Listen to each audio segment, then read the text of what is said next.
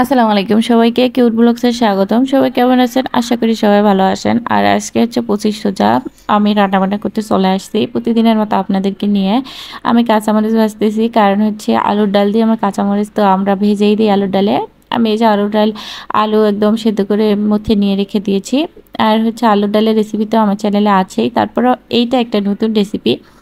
সেটা হচ্ছে আমি গরুর মাংস রান্না করেছিলাম আগের দিন, ভিডিওটা আপনাদের সাথে তো শেয়ার করেছি। তো সব গরুর মাংস তো আমরা খেতে পারিনি, রয়ে গেছে 5-6 টুকরার মতো।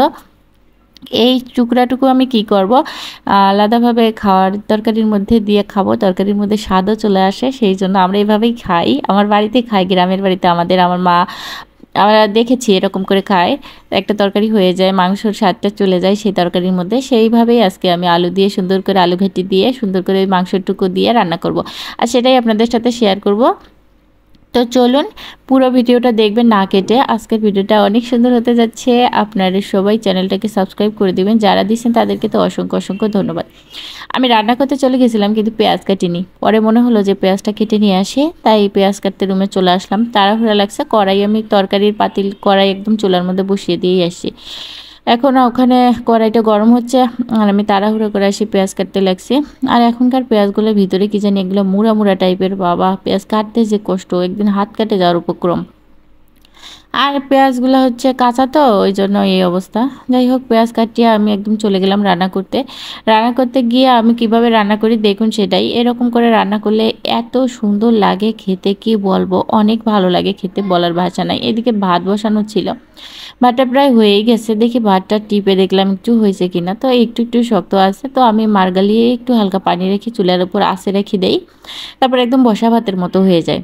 আর এখানে কড়াই বসিয়ে দিলাম, আমি কড়াইয়ের মধ্যে রান্না করে নিয়ে পাতিলে ঢেলে নেব। কারণ কড়াইয়ে রাখি না, ওই যে কড়াইয়ের কেন জানি, আপনাদের কি কড়াই এরকম হয়? আমার এই কড়াইটার মধ্যে চারপাশে কেমন জানি এগুলো উঠে যায়, যে নোনতা নোনতা টাইপের হয়ে যায়। সেজন্য আমি আর কড়াইয়ে রাখি না, রান্না করে আমি এগুলো আবার পাতিলের মধ্যে ঢেলে নেই, ভালোই হয় তখন। কড়াইয়ে রান্না করে পাতিলে ঢেলে নেই। এখন আমি পেঁয়াজ দিয়ে দিচ্ছি, পেঁয়াজগুলো এরকম হয়ে গেলে আমি মাংসটা দেবো আগে। মাংসটা দিয়ে হালকা মাংসটা কষিয়ে নিব। মাংসটা আমি ঢেলে দিচ্ছি, এই যে এইটুকুই মাংস ছিল, মাংসর ঝোল সহ দিব, কারণ এত স্বাদ লাগে কি বলবো। আপনাদের একবার ট্রাই করে দেখবেন, এইরকম গরুর মাংস যদি থাকে আপনাদের ঘরে, অবশ্যই এরকম করে আপনারা রান্না করবেন। এই কয়টা মাংস আর একটা তরকারি স্বাদ তুলে করে দেয়। তো এখন আমি এর মধ্যে আলুর ঘাটিটা যেটা মধ্যে নিয়ে রেখে দিছি, সেটা আমি এখন এখানে দিয়ে দিব। তো এটা আমি এখানে পাতিল থেকে ঢেলে দিলাম। মাংসর যে ঝোল ছিল ওইটাই একটা সুন্দর কালার চলে আসছে। তারপরেও কি হবে, আমাকে হলুদের গুঁড়া দেওয়াই লাগবে।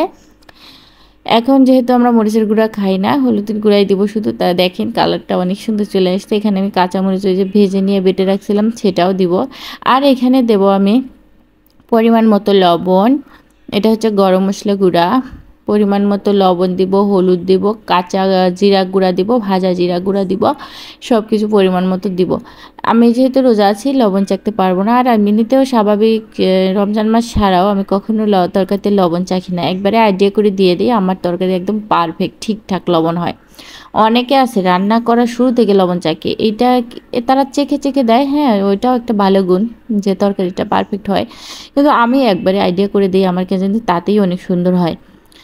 আমার মতো কে কে আছেন যারা একবারে আইডিয়া করে তরকারিতে মশলা দেন, সব ঠিকঠাক হয়ে যায়? আমার তরকারিটা খেয়ে তো আমার হাজব্যান্ড বলে যে দেখো, আমি তোমার হাতে রান্না খেতে খেতে এমন একটা অবস্থা হয়েছে যে আমি আসলে বাইরে আর কারো রান্না খেতে পারি না, আমার ভালো লাগে না। এমনকি বাড়িতে গেলে আমার নিজের মার হাতের রান্নাটাও ভালো লাগে না। এত সুন্দর প্রশংসা শুনলে রান্না কি ভালো নয় পারে? এখন আমি এরকম করে কষিয়ে কষিয়ে নিব। কষানো হয়ে গেলে আমি পানি দিয়ে দিব, তারপরে জাল হয়ে যাবে, রান্না শেষ হয়ে যাবে। এই পর্যন্তই রান্নার পরিস্থিতি। এই যে দেখেন আমার রান্না হয়ে গেছে, আমি পাতিলে ঢেলে নিয়েছিলাম।